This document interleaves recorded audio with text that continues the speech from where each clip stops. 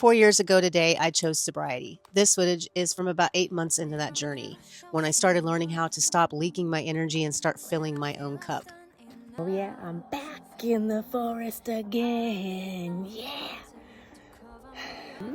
Filling your own cup can be simple, like a quiet picnic by the river.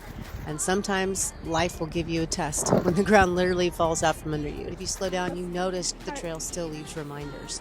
When life brings challenges, will you focus on the ow or the wow? The choice is ours. Welcome to my channel, This Way to Bliss, where I hike and explore and car camp in my hybrid SUV and heal through nature, one hop, skip, and step at a time. Hi, I'm Candace J. Frazier. This is my story of growing through grief instead of giving up, resetting my nervous system, and breaking my addiction to chaos and confusion. Out here, I found the strength to keep going and the first sparks of balance, bliss, freedom, and fun after the fallout of divorce, loss, betrayal, and abandonment. I have so many adventures to share, so make sure you like, subscribe, and share with your friends. Now let's recap that episode I talked about, Love Over Fear. 2 of November 2022, where the adventure continues. Safety after survival doesn't mean stopping. It means moving in ways that feel supported, but preparing slowly, honoring energy, choosing presence over pressure, not forcing productivity, but allowing participation. I also want to normalize that sometimes participation looks like rest. I'm not lazy. I just don't feel like doing anything. It's like just participation. Did you hear that? Love Over Fear, linked above. I'm back at Cronan Ranch this time, but we're going to do a different trailhead. The last episode, I had been talking about something simple but very powerful. The shift from ow to wow. From fear back to love. And you know what? Sometimes that shift doesn't happen through big breakthroughs. Sometimes it happens to begin with something much smaller. One breath, one step, one moment of wow. And for me, nature has always been one of the biggest wows, and the ways that I have so far come to realize is how I also regulate my nervous system. It's a whole science, but I've talked about that in other videos. Anyway, today we're taking a new hike on a new trail, and we're going to talk about this. I'd love to hear from you in the comments. When life gets loud, confusing, or heavy, are you like me? Do you find yourself returning to quiet places like this? And nature, not to escape life, but to return to yourself? Out here, the noise fades, and I remember something simple. I'm still moving forward. Oh yeah, I'm back in the forest again, yeah! 3 out of 4 so far this week. So, anyway, I just did a bit of a hill, so winded. Anyway, stay tuned for more. Interesting, I caught this reflection of the sunlight and the colors in the clouds. I was like, this is interesting. I think I'm going to capture it. And I thought I'd share it with you because why not? It's pretty.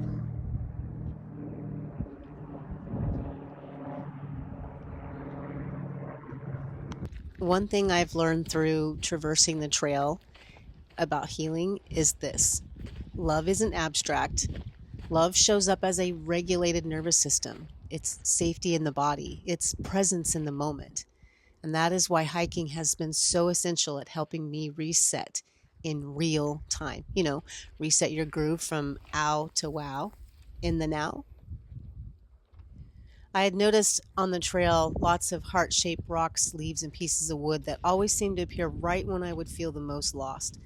Like quiet little reminders that I was exactly where I was supposed to be. Now, it might seem small, but when you're deep in sorrow and feel like you don't belong anywhere, something like that really matters. Over time, hiking these trails helped me come home to myself, shifting from survival mode and suffering into a place where I could finally breathe, into a place where I could create and choose how I hold my energy instead of leaking it all over the place. You hear that? I hear the river.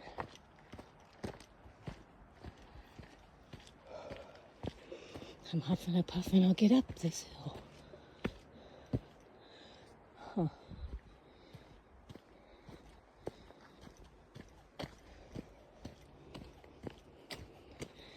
Dun, dun, dun.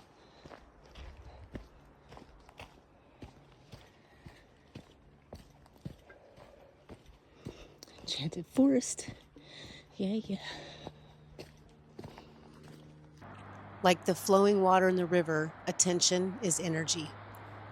And what you repeatedly focus on becomes your emotional weather or the stream that you flow in.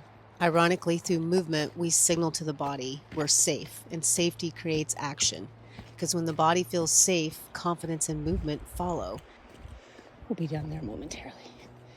But first, I'll picnic in the forest. Yes, yes, yes.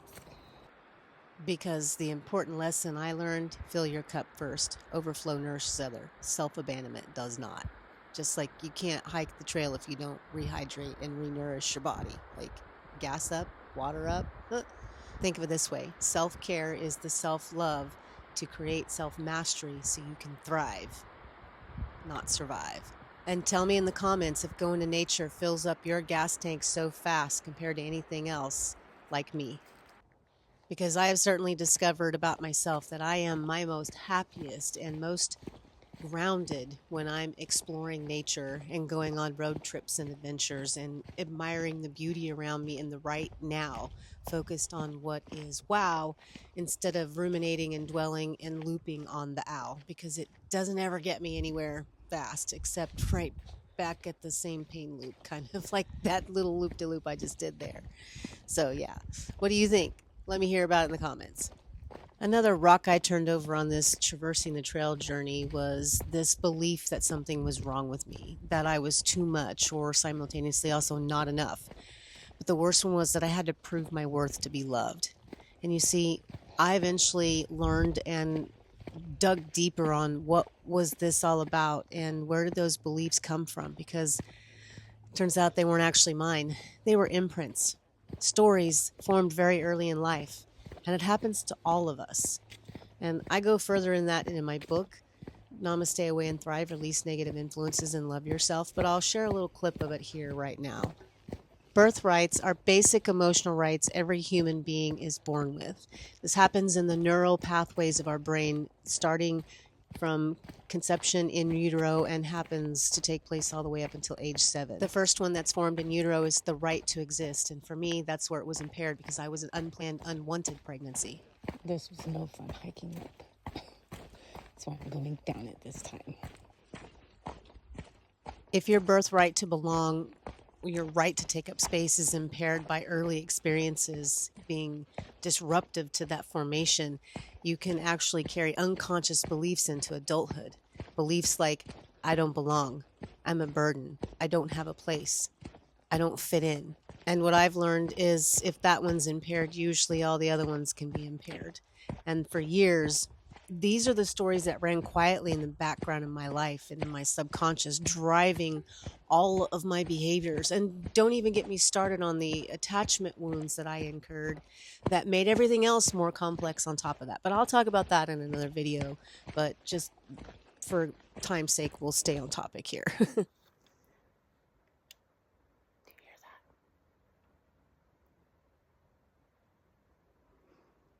that? Mm-hmm.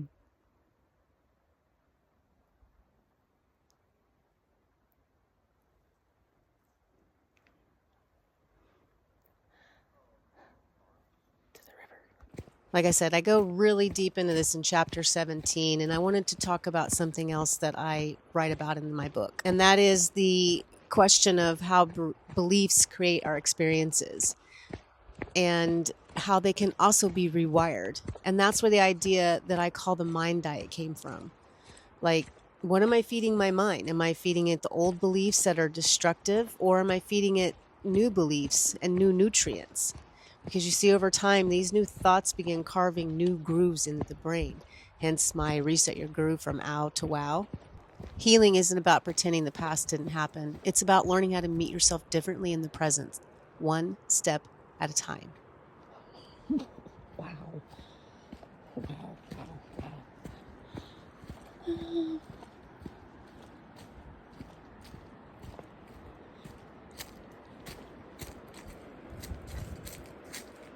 This is like way better than my other spot.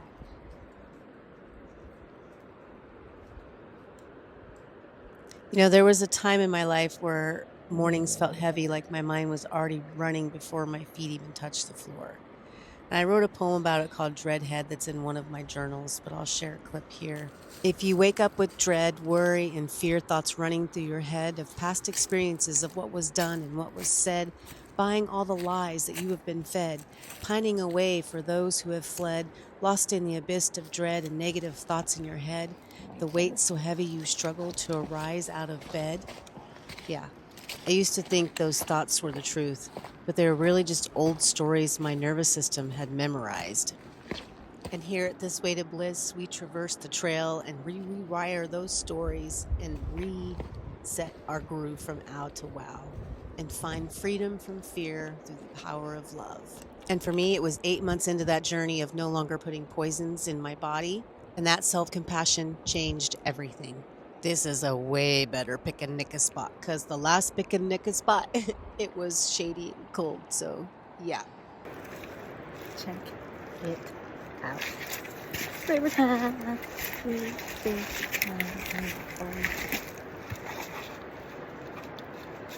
It's time to set up at the picnic.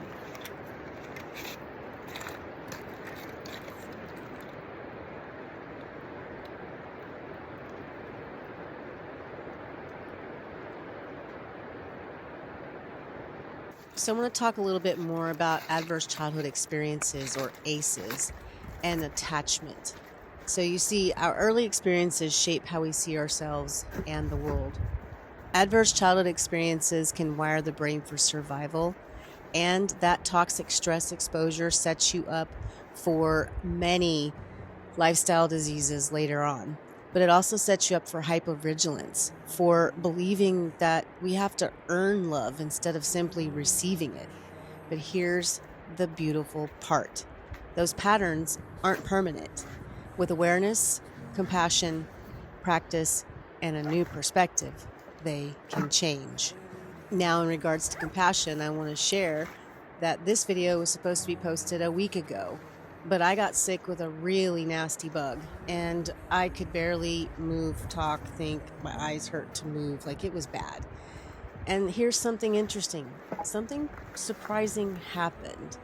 Instead of forcing myself to push through it and deliver results, I instead chose to nurture myself and pour into myself. I rested, and I cared for myself the way I would care for someone else, or a sick grandchild or child. No guilt, no self-judgment, just compassion. And you know what? I recovered faster than I expected. I think it might also help that after I stopped feeling so icky, I made it a point to get myself back to nature and sit by water, because I know it works. BT Dubs, I just want to give a shout out to Placerville Food Co-op. Their deli is bomb diggity, so go check them out. So yeah. Now back to self-compassion. And just like that, in perfect timing, cue the whoopsie. What I realized is this was reminding me something that I read psychologist Christopher Germer says. Self-compassion is simply giving ourselves the same kindness we would give to others. Sometimes healing looks like that. Not doing more, just being kinder to yourself.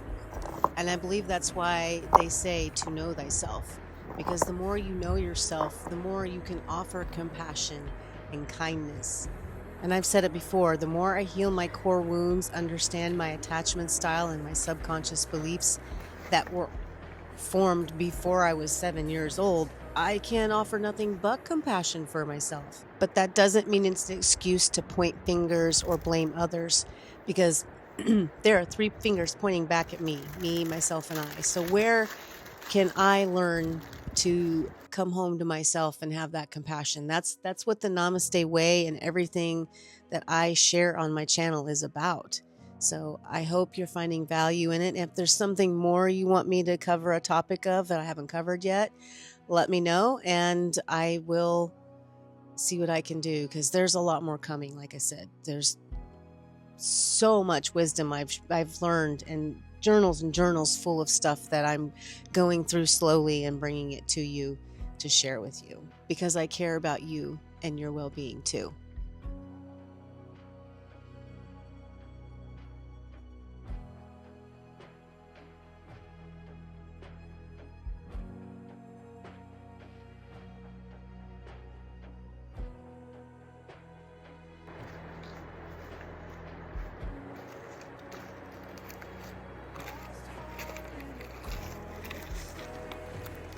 Was that that? It's so pretty out here.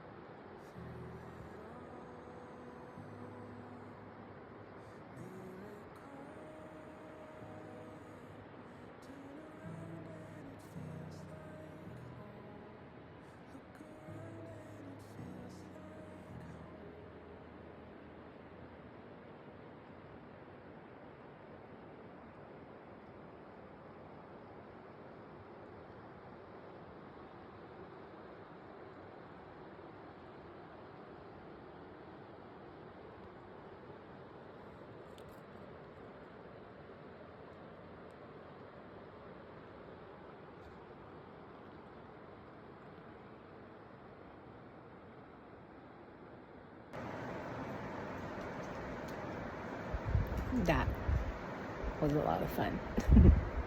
Picnic, chilling, river,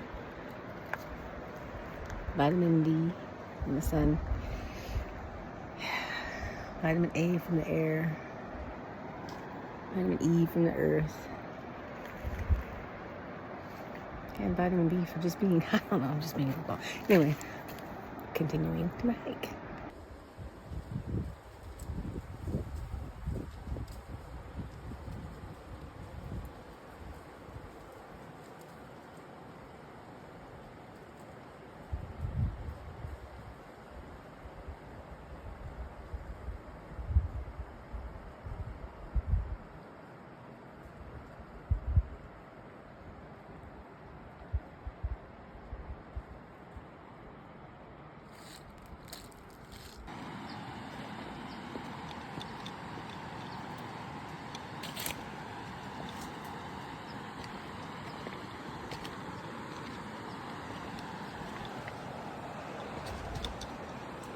Sorry about that.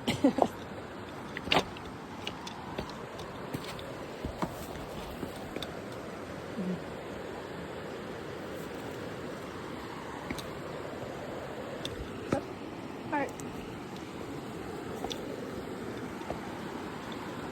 This rocks are a little slippery. And so, yeah. Whoop. And I don't have my tripod.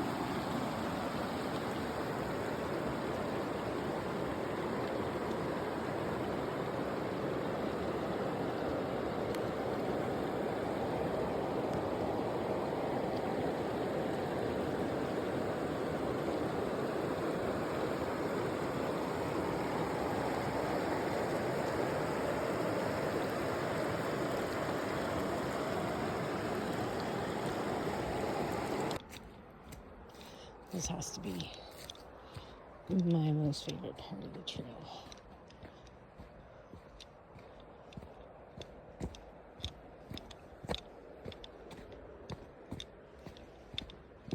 I don't know why, but the broken wooden fence is on the water the colors, the tree draping over, leaves on the trail, ivy on the... It's just so romantic and dreamy.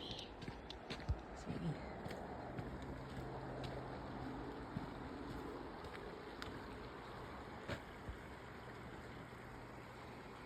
Look at this.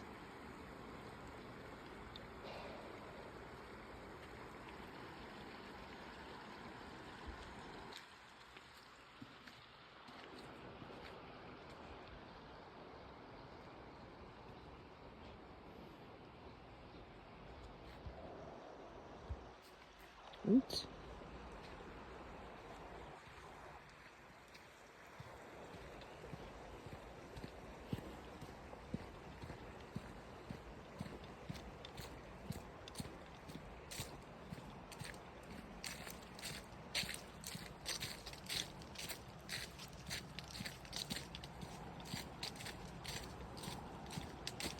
The parking lot is right over here.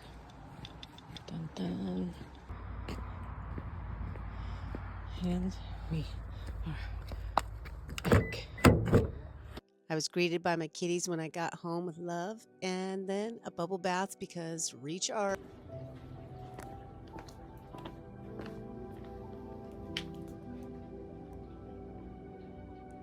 Hi, baby. You hanging out? Pretty girl. Yeah, pretty girl.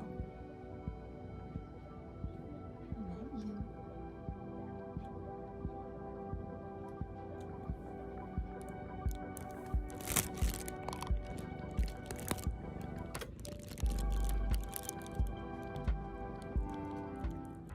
With over 12 miles of trails throughout this preserve, this area has a mix of gentle riverfront walking, rolling hill climbs, as you've seen and will see more of. And so I came back and decided to go for another hike, only took a different trail this time. Located in the Coloma Lotus region along the South Fork American River, this land carries layers of history, from native homelands to gold rush era transformation. And today it still remains a place where people come to reconnect with nature. It's most especially great to watch stargazing in evening because it's so wide open and very little light pollution. But right now I'm basking in the peaceful bliss of the sun.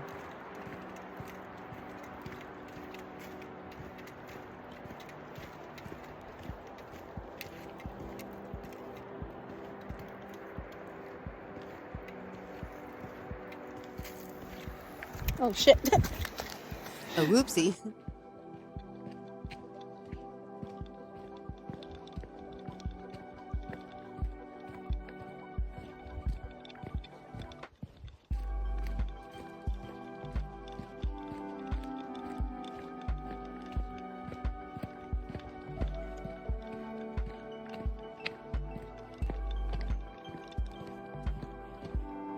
Oh, so pretty. And as you see, this trail is a little bit higher up of a trip. That sounds like a really good trip. I want that, don't you? Anyway, I digress. So this one is a little higher in elevation, so you're not walking next to the river, but you can hear it off in the distance, but equally peaceful. And heads up, please be aware, mountain bikers love this trail, so you will need to share the trail with them. Horseback as well. So where are all my hiker life friends? I want to hear from you in the comments so we can normalize that hiking is not an escape, although I have seen some people use it as that. But for me, it's not escape. It's regulation. It's embodiment of love over fear. It's now is wow, not ow. And then even if it is ow, I'm in the now, I'm in nature. So I get over it, dust myself off, and keep going, right? Please tell me I'm not the only one. And also this trail, you have to pack it in and pack it out. There is a restroom located at the first parts of the trail and halfway through on the Greenwood Garrel Loop. But yeah, please pack it in and pack it out. We don't want to step on your excrements. Thank you very much.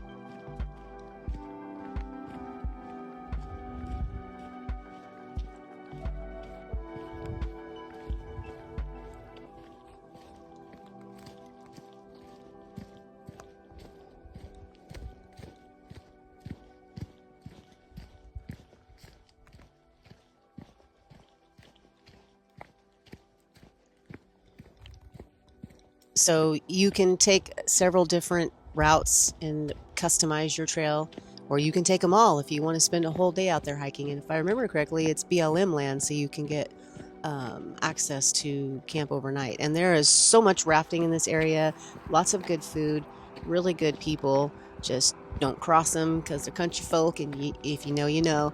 But this ended up being a 2.2-mile hike, and it was a beautiful sunset afternoon hike in late November, so couldn't have asked for anything more beautiful. Definitely 10 out of 10 recommend visiting this area. Also, because it is in the foothills, you do want to be snake aware. I've seen a bobcat on this trail. There are mountain lions in the area too, but lots of beauty, and you definitely can help reset your nervous system from ow to wow out here, even with all the critters. Because, well, be aware. And no, they're more scared of us than we are of them. So enjoy yourself. Have fun. Because I know I love when I find heart rocks and hike. It helps me be happy and not leak energy. And then it was Thanksgiving. I spent the morning with family. It was a very lovely time. Sometimes the simplest moments are the most meaningful, just being together and letting joy land. And then something happened when everyone left. I noticed something interesting. A feeling of sadness came up, that familiar ache of loneliness. But this time, I didn't fight it. I just observed it.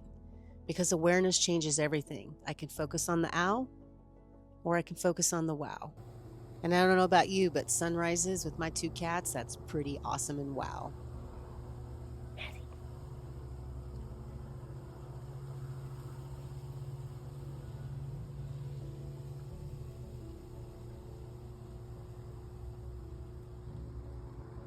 And of course, this video does not even do the colors justice at all, but wow.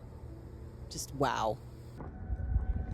Another one of the ways I love to fill my cup is overlanding, off-roading, road tripping, going out to the lake.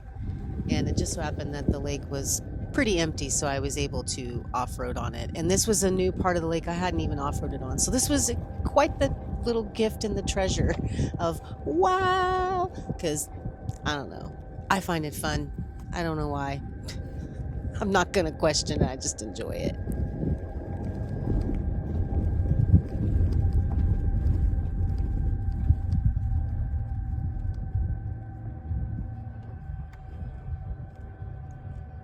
Mirror, mirror, show some love. When I feel I've done enough, so fading. I don't need no filter to cry. This is Happy Candace, because look what I'm doing. I'm four-wheeling at the lake, like, yep, fill my bliss cup and let it overflow. Just my skin. Even if I'm all alone in my bedroom tonight, I know what I need to do. I'm loving myself. Traversing the trail at the Sweetwater Trail, I had this awareness of how the similarity between our subconscious beliefs and our attachment style is underneath water. It's hidden. We don't see it, but there is a bridge to it. And I believe that's through awareness and acceptance. Out here in this area, the lakes hide an old gold rush town. And when the water drops low enough, the old Salmon Falls Bridge reappears from beneath the water. A quiet reminder of how history can be buried beneath this landscape. So, some fun facts. The old Salmon Falls Bridge was built in 1925 to cross the South Fork of the American River. The surrounding town of Salmon Falls was actually a gold rush settlement that began mining in 1848, kind of like up the hill in Coloma. The Salmon Falls area was later flooded when Folsom Dam created the lake. When Folsom Lake water levels dropped below 400 feet elevation, the bridge part and parts of the old town become visible again, which is what we're here to explore today.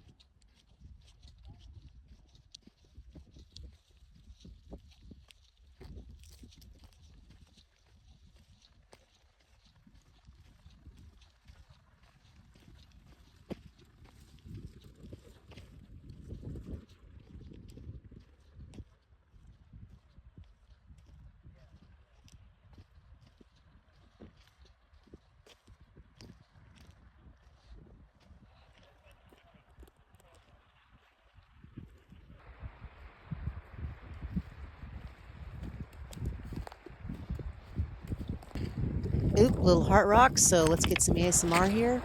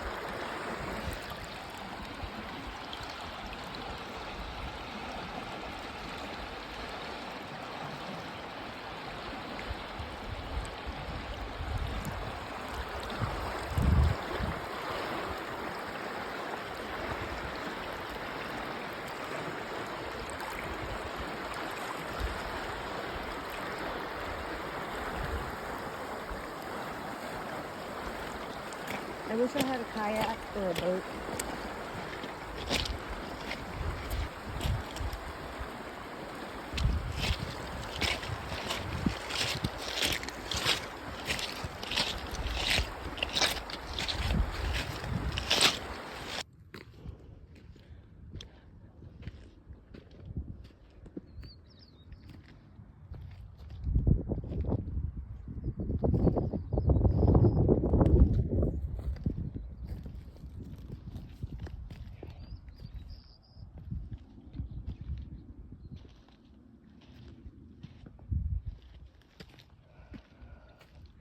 That was funny. X marks the spot.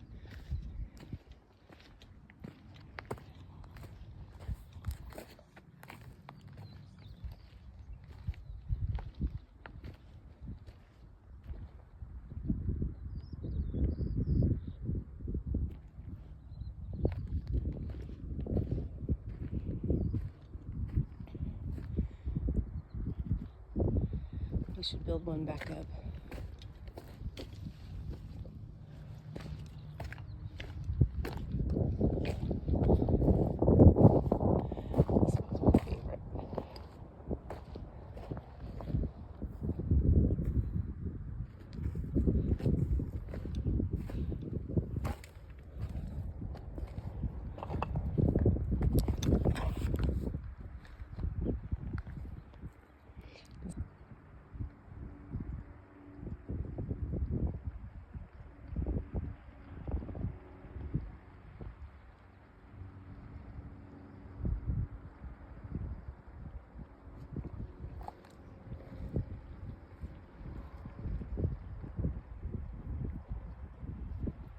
The stacked rocks helped me to realize that alignment isn't perfection. It feels like ease, joy, the freedom to flow. Look what we made. Sobriety was teaching me that I'm not here to rescue people, prove my worth. I'm here to allow love to move through me. A portal of possibility, as you will.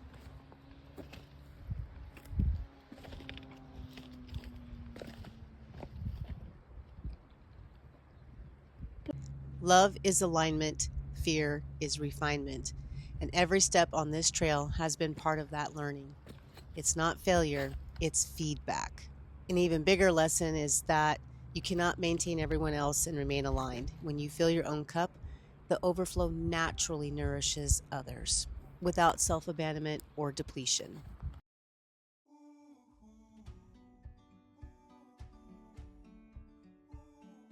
I finished out November of 2022 exploring another quiet corner of Folsom Lake. One of the things I love about this area is that you don't always need a four-wheel drive to reach places like this, but you do got to check the big rocks because I don't want to ruin my tires. Sometimes all it takes is a little curiosity and patience and the willingness to follow the trail a little further. As I've been revisiting these moments and sharing them with you, I'm reminded just how many more adventures still lie ahead. So stay tuned, y'all. But for now, I invite you to trust that each video I share of traversing the trail is going to lead you exactly to where you need to be, dropping words of wisdom, wow, in your right now to help you transcend and transmute that ow.